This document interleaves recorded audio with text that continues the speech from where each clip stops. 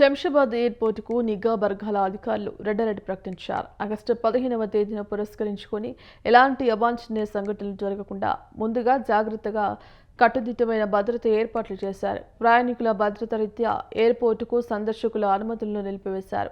అనుమానితుల పట్ల CISF security అధికారులు నిఘా ఉంచారు. శంషాబాద్ ఎయిర్పోర్ట్ చుట్టూ ఉన్న ప్రహరీని క్షుణ్ణంగా తనిఖీలు చేశారు భద్రతా సిబ్బంది.